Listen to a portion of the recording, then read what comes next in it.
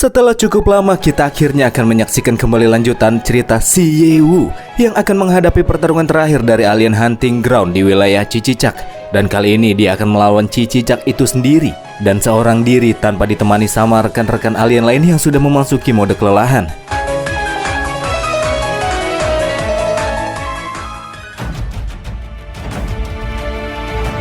Ketika bertatapan dengan Cicicak yang bertubuh besar seperti gurita bermata satu, semua alien bahkan para penonton memberikan support pada Yewu, memintanya untuk membunuh Cicicak yang sangat arogan dan telah menyebabkan kerugian bagi para penonton yang kena tipu karena sudah melakukan pengaturan pada tiap pertandingan arena wilayahnya. Sambil menggenggam senjata bilah di tangannya dan setelah mendapatkan dukungan dari semua orang, Yewu tanya ke musuh, gimana rasanya dihianati dan ditinggalkan oleh semua orang? Sambil mengumpulkan energi kegelapan yang mulai menyelimuti tubuhnya, dia berkata kalau dia tidak akan pernah mengira para semut-semut itu malah akan berbalik menertawakannya. Dan dia mengungkapkan jika semua itu merupakan salah Yewu. Kalau bukan karena Bang MC, dia ngerasa pasti masih menjadi seorang bangsawan hebat. Segera setelah energi kegelapan itu mulai memudar, dari baliknya sepasang mata menunjukkan tatapan mengerikan, seakan siap untuk menghancurkan target yang telah dikuncinya. Dan kemudian Cicicak kembali menunjukkan dirinya yang telah beralih ke bentuk final.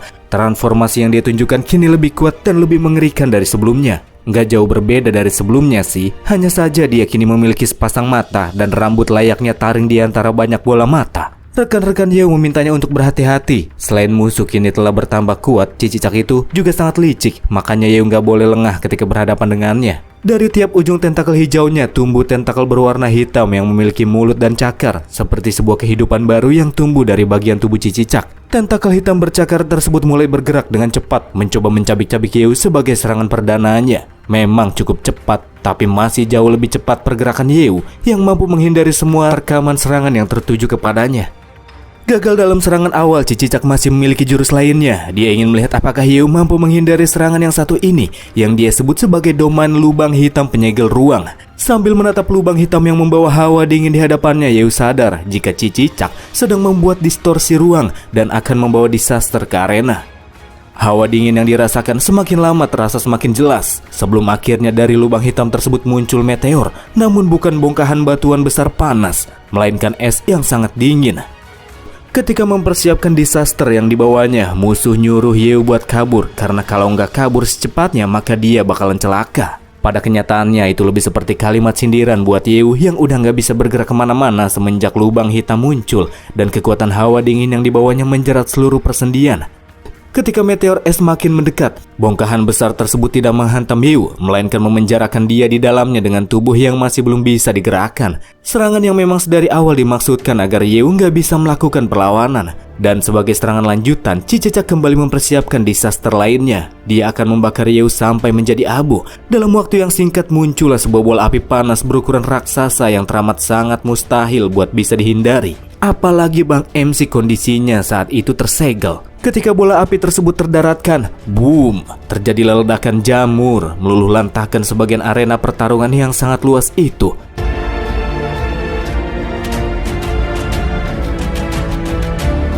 Di arah yang cukup jauh dari medan pertarungan di pinggiran arena, rekan-rekan alien lainnya mendapatkan perlindungan dari Rocky yang menahan efek ledakan besar yang terjadi. Efek dari ledakan tersebut juga menyebabkan retakan pada barir pelindung penonton yang nyaris jebol. Namun masalah tersebut dapat dengan cepat diperbaiki oleh sistem arena yang kembali membuatnya tertutup. Dari bangku penonton ada Arnold yang baru saja menyaksikan kekuatan asli Cicicak yang sangat mengerikan. Dia mulai mempertanyakan apakah Yewu masih hidup setelah menerima serangan seberingas itu. Cicicak yang masih begitu arogan ngomong, sekuat apapun makhluk setelah menerima serangan besarnya pasti bakalan meningsoy. Itulah yang terjadi ketika seorang pengganggu berani macam-macam sama dia. Hanya saja kesombongan makhluk hijau satu ini gak bertahan lama. Dia langsung dibuat terkejut sama Yewu yang masih berdiri dengan tegap, memegang item Absolute Defense untuk menciptakan pelindung kuat yang mengelilingi tubuhnya. Sambil ngecengin Cicicak yang serangan miliknya udah kayak orang rokok, padahal itu berbahaya buat orang-orang di sekitarnya. Jangan ngerokok ya adik-adik. Gak cuma Cicicak yang dibuat terkejut, tentu saja para penonton yang menyaksikan pertandingan pun sama sekali gak nyangka kalau Yewu masih bisa berdiri setelah menerima serangan bombastis milik Cicicak. Di saat itulah Cicicak ngucapin kalimat template seorang villain, kayak bagaimana bisa? Mustahil. Dia terheran-heran karena mestinya dinding baja super dari benteng militer sekalipun gak mungkin masih utuh ketika kena serangannya. Jadi dia terheran-heran pas ngelihat Yewu yang masih hidup. Yeo mengakui kalau serangan musuhnya memang sangat super, bahkan nyaris saja berhasil menembus dinding pertahanan yang dibentuk oleh Absolute Defense-nya. Tapi permainan harus segera diselesaikan, ungkap beliau yang akan melakukan serangan balik. Meskipun telah menyaksikan berulang kali seberapa tangguhnya Yeo, namun Cicicak masih belum kehilangan kesombongannya yang sangat yakin kalau dia bisa mencabik-cabik Yeo dengan kekuatannya. Tapi ada yang janggal ketika gurita hijau tersebut ngerasa tiba-tiba pergerakannya jadi melambat. Bukan cuma melambat, tapi tubuhnya kini benar-benar tidak bisa dia gerakkan. Dari bawah permukaan muncul banyak lengan-lengan aneh yang menahannya. Mangsa sang God of Hunting tidak terbatas hanya untuk makhluk hidup, bahkan bintang pun menjadi sasarannya. Inilah vonis yang akan dijatuhkan kepadamu, kata Yeo, astral binding. Sementara Cicicak nggak bisa gerak kemana-mana, tepat di bawah pijakannya juga muncul logam besi melingkar misterius yang memancarkan panas ekstrim dan seakan mampu membakar apa saja di sekelilingnya. Itu merupakan jebakan besar yang biasa dipasang oleh God of Hunting untuk memburu musuh yang kuat. Para penonton mulai bertanya-tanya sebenarnya benda apakah itu. Yang jelas terlihat sangat keren. Begitupun dengan Arnold yang baru pertama kali melihat teknologi seperti itu. Dia jadi makin penasaran sebenarnya siapa Yeo ini. Tapi, jir, kayak kenal. Di sana Yeo berkata meskipun tidak sekuat Lord of the Stars, namun kobaran api dari jebakan matahari buatan itu sudah cukup untuk membakar Cicicak sampai menjadi abu. Karena sebelumnya Cicicak mencoba untuk membakarnya menjadi abu, maka selanjutnya dialah yang harus ngerasain hal yang serupa. Gimana sih rasanya kepanasan sampai berubah jadi abu? Ketika bagian tubuh bawahnya mulai terbakar dan menghitam, kesombongan Cicicak langsung pergi entah kemana. Dia langsung ngaku kalau dia itu salah dan minta pengampunan sama Yeo. Berkata bahwa dia juga bersedia untuk jadi budak Yeo dan akan melakukan apa saja untuknya. Apapun itu, pokoknya dia nggak mau mati di sana. Yeo berkata bahwa sudah telat dari awal bagi Cicicak buat minta ampunan. Dia harus dihukum karena selama ini telah menyiksa para budak perang, dan ini adalah balasan dari semua tindakan yang telah dia lakukan. Panas yang dirasakan musuh terasa semakin lama semakin intens, nunjukin kalau matahari buatan itu akan segera melakukan sesuatu yang lebih besar, dan bukan hanya membakar dirinya secara perlahan. Cicicak yang gak bisa kemana-mana semakin merasa ngeri. Firasatnya mengatakan kalau dia akan segera musnah, dan boom! Matahari buatan tersebut pun meledak, berpusat di bawah kaki Cicicak. Efek dari ledakan yang tercipta lebih mengerikan daripada serangan miliknya.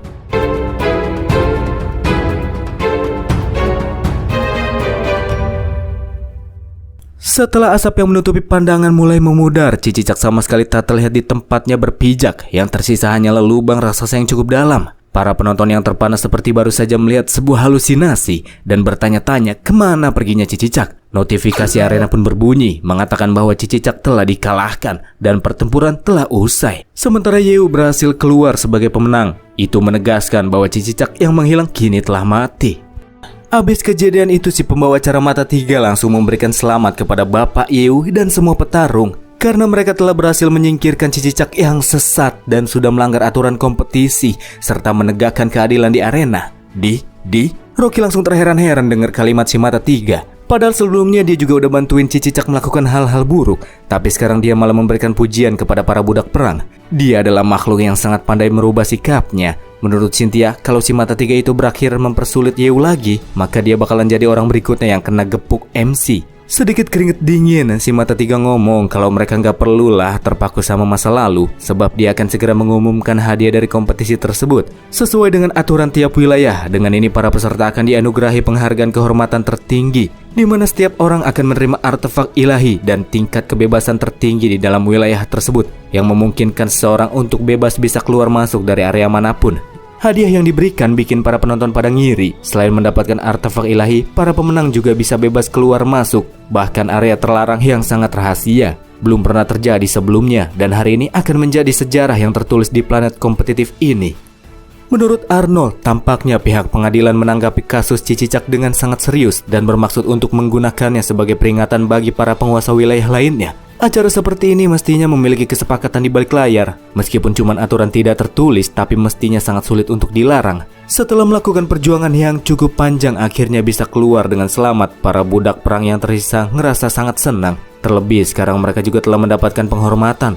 Dan selanjutnya nggak akan ada lagi yang berani buat mengintimidasi mereka. Tarlak yang sebelumnya berbentuk monster aneh juga telah kembali ke bentuk aslinya. Yeo ngomong ke si pembawa acara kalau hadiah-hadiah itu memang menggiurkan, tetapi dia belum menyebutkan hal yang paling penting dari semua itu. Yeo memang sangat jeli dan benar-benar sangat luar biasa, kata si Mata Tiga. yang kemudian menyatakan jika hadiah terakhir akan diberikan kepada orang yang paling terhormat di sana. Dan itu adalah gurita oranye mekanik dari divisi peradilan yang kembali menunjukkan dirinya di hadapan para pemenang. Dia berkata jika pengadilan telah memutuskan bahwa tim Yeu telah memberikan kontribusi yang sangat luar biasa dalam menjaga ketertiban di area planet. Oleh karena itulah akan ada bonus tambahan buat mereka. Ada dua opsi yang bisa mereka pilih. Opsi pertama, setelah mendapatkan kembali kebebasan penuh, mereka bisa segera kembali teleportasi ke planet asal mereka masing-masing. Kedua, mereka bisa mendapatkan artefak tingkat planet, tetapi syaratnya mereka harus kembali berjuang, berpartisipasi dalam pertempuran dengan tingkatan yang lebih tinggi. Banyak dari mereka yang lebih memilih opsi pertama. Mereka pada pengen cepet-cepet pulang, sebab masih ada orang yang sedang menunggu mereka di rumah. Sebagian lagi cuman pengen bisa kembali dalam keadaan hidup-hidup, makanya milih opsi yang pertama. Setelah menentukan pilihan, gurita oranye mengangkat satu tentakelnya dan kemudian muncullah beberapa portal teleportasi buat ngirim para alien tersebut ke rumah masing-masing. Sebelum benar-benar pergi, mereka juga mengucapkan terima kasih kepada Yeu, karena jika bukan karenanya, mereka pasti sudah pada mokai di tangan Cicicak sejak lama. Gak mungkin mereka bisa mendapatkan kebebasan seperti sekarang. Yeu berharap semoga perjalanan mereka semua aman-aman saja dan mereka bisa hidup bahagia di planet masing-masing.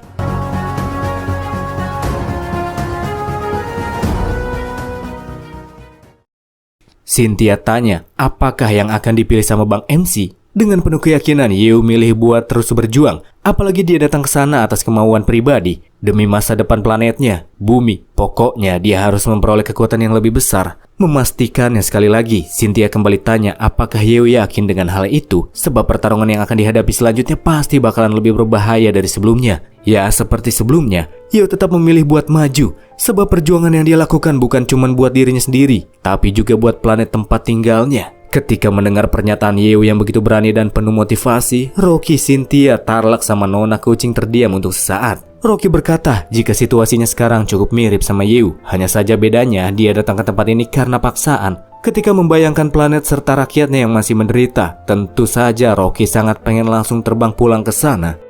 Tiba-tiba si Nona kucing nyalip obrolan, ngomong kalau Rocky itu cuman berdalih. Dia terlalu rapuh secara emosional dan aslinya cuman pengen kabur ketika menghadapi bahaya sekecil apapun. Nona kucing juga nyindir Rocky kalau dia kembali sekarang, dia juga nggak bakalan ada gunanya. Ngelawan Cicicak aja sebelumnya dia kesusahan. Jadi gimana bisa dia nyelamatin planetnya dari invasi makhluk asing? Dengan percaya diri, Nona kucing ini akhirnya nyebutin identitas dia yang sebenarnya. Dia bernama Sharon Astartes, calon ratu dari klan Cheongchi. Untuk membuat klannya lebih kuat dan makmur, dia nggak akan kembali ke planetnya sebelum menjadi lebih kuat. Makanya dia nggak akan nyerah di tengah jalan dan memilih untuk terus berjuang. Kirain pengen ngomongin sesuatu yang lebih oke, seperti perencanaan yang matang. Tapi ternyata cuman asal terobos aja supaya jadi lebih kuat. Rocky ngerasa kalau keadaan mereka nggak jauh berbeda. Sementara itu Cynthia membenarkan ucapan Rocky dan sangat berbahaya jika terus maju. Karena tingkatan yang mereka harus hadapi bakalan lebih sulit lagi. Tapi itu nggak masalah bagi Cynthia, karena selama ada Yeu di sisinya, pasti segala bentuk ancaman bisa diselesaikan. Pas dipeluk sama cewek kelinci tersebut dengan erat, Yeu jadi nggak nyaman dan cuman bisa pasang muka aneh. Itulah yang pengen gue ucapin, kata si Rocky, yang ikut-ikutan dan pada akhirnya memilih opsi kedua, terus berjuang demi mendapatkan kekuatan yang lebih besar. Dalam hatinya, Yeu jadi ngerasa kayak dimanfaatin gini. Ya, nggak apa-apalah. Karena mereka adalah orang-orang yang berguna, maka Yeu juga bakalan manfaatin mereka. Dan yang terakhir, gimana dengan pilihan Tarlak? Tarlak ngasih tahu kalau planet tempat tinggalnya sudah hancur, rekan-rekan dan keluarganya juga sudah lama mati, dan kini hanya tinggal dirinya yang hidup sebatang kara. Makanya dia nggak punya pilihan lain selain terus berjuang mendapatkan artefak terkuat. Setelah menjadi lebih kuat, dia akan membalaskan dendam kepada orang-orang yang udah ngancurin planetnya. Setelah melakukan diskusi, akhirnya kelima orang tersebut memilih opsi kedua, lanjut bertarung. Dan karena keputusan telah dibuat, gurita mekanik itu memberikan hadiah yang dijanjikan. Artefak tingkat planet dianugerahkan kepada mereka yang akan terus berjuang di pertarungan selanjutnya. Artefak tingkat planet yang belum menunjukkan bentuk aslinya dan nampak seperti segitiga emas itu pun terbang ke masing-masing peserta.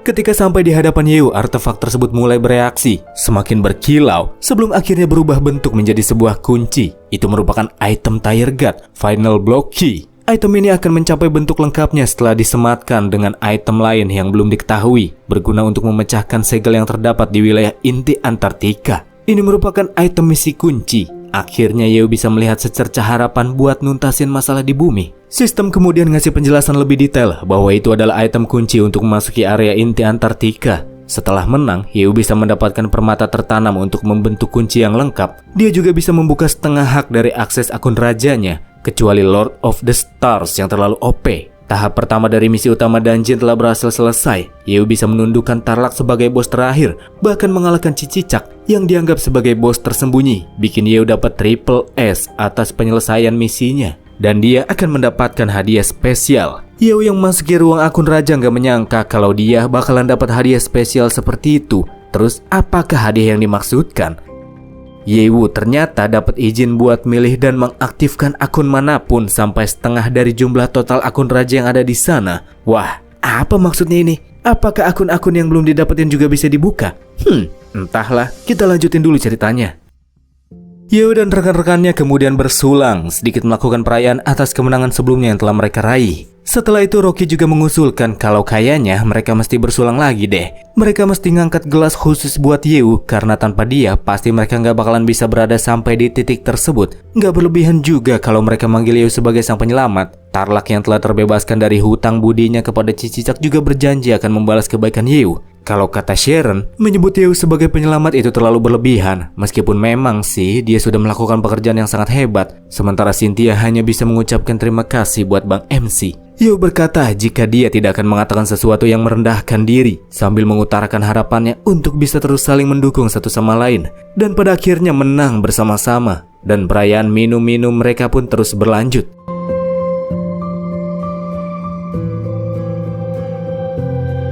Setelah pertempuran besar yang sebelumnya terjadi, barulah Yeo menyadari betapa berharganya momen-momen hangat seperti ini. Bahkan dia juga sempat merindukan rekan-rekan seperjuangannya dari bumi. Yeo pengen tahu gimana ya kondisi mereka sekarang. Sedangkan rekan-rekan barunya di tempat ini, mereka telah memperoleh kebebasan untuk sementara waktu. Meskipun hanya berlaku di wilayah Cicicak, tapi secara langsung itu membuktikan bahwa planet ini masih memiliki prinsip. Tapi entah dimanapun tempatnya, hukum rimba adalah aturan yang tidak pernah berubah meskipun terdapat sebuah sistem keadilan. Terkait dengan kunci yang Yeo dapatkan, dia harus mendapatkan permata yang bisa ditanam di benda tersebut untuk melengkapinya. Tapi yang Yeo heran, kenapa benda-benda dari entitas asing seperti itu bisa menyelesaikan masalah yang ada di bumi? Apakah sebenarnya kunci tersebut tidak ditujukan secara khusus untuk bumi saja ya? Melainkan kunci itu sendiri yang memiliki kemampuan untuk menyelesaikan suatu peristiwa-peristiwa tertentu. Terus Yeo penasaran sebenarnya siapakah orang penting yang kerap kali berada di sebelah Cicicak, alias si Arnold, yang nampaknya telah membantu Yeo dalam pertarungan sebelumnya. Apapun itu, untuk sekarang dia masih belum memastikan apakah Arnold ini musuh ataukah bukan. Terlebih masih terdapat banyak hal dari planet ini yang belum dirinya ketahui. Jadi Yeo mesti ngumpulin banyak informasi dulu mulai sekarang. Melihat Yeo yang cuma diam sambil ngelihat pemandangan di luar, Rocky nyuruh MC jangan sendirian aja dan lanjut lagi minum-minum sama mereka. Ya memang banyak yang mesti dipikirin, tapi buat malam itu Yeo bakalan santai-santai dulu sejenak. Dari arah kejauhan nampak terlihat seseorang di atas tebing yang lagi menyaksikan Yeo dan rekan-rekannya yang lagi pada pesta. Dan itu adalah si Arnold yang berharap agar Yeo menikmati waktu-waktu damainya buat sementara. Sebab mereka akan segera kembali bertemu lagi dalam acara yang lebih resmi. Dan tak berselang lama Arnold pun menghilang dari sana. Lalu, apakah Yeo menyadarinya? Ya tentu saja, dia juga sadar kalau si Arnold itu tiba-tiba menghilang dari tempatnya melakukan pemantauan.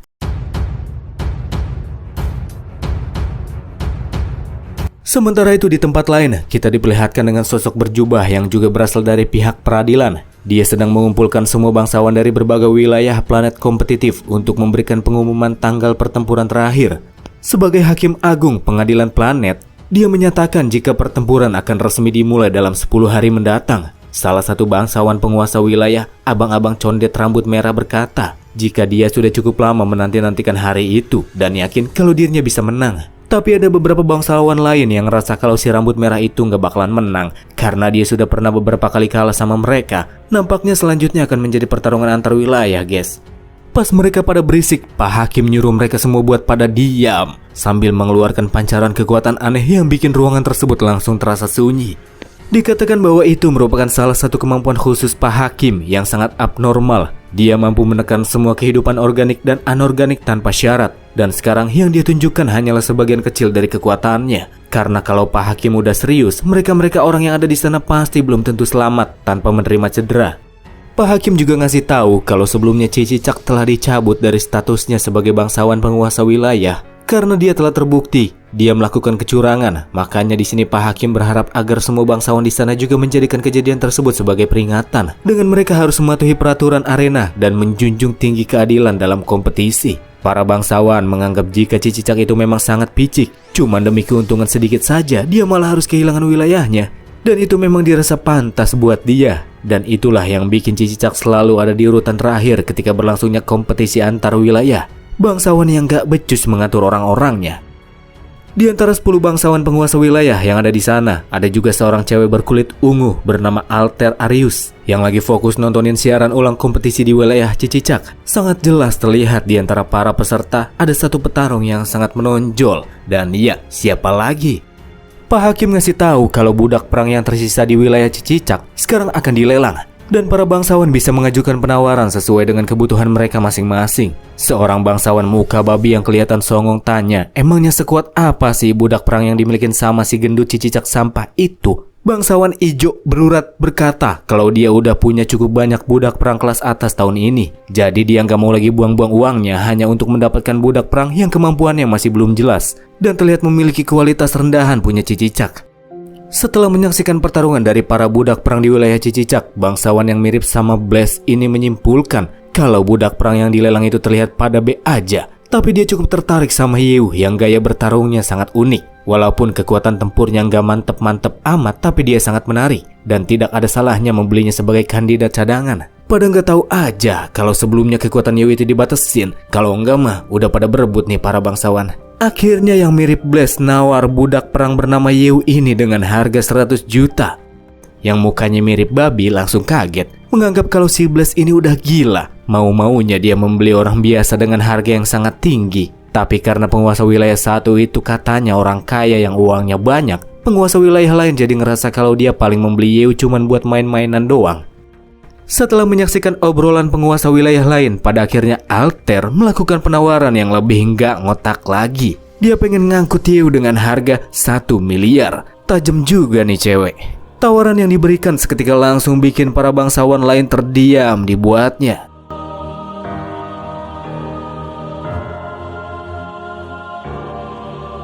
Pertempuran yang sangat sengit baru saja berakhir, namun waktu untuk pertarungan terakhir telah ditetapkan. Lalu, kenapa Alter ini sangat menyukai Bang MC kita? Sampai-sampai melakukan penawaran dengan harga yang gak masuk akal.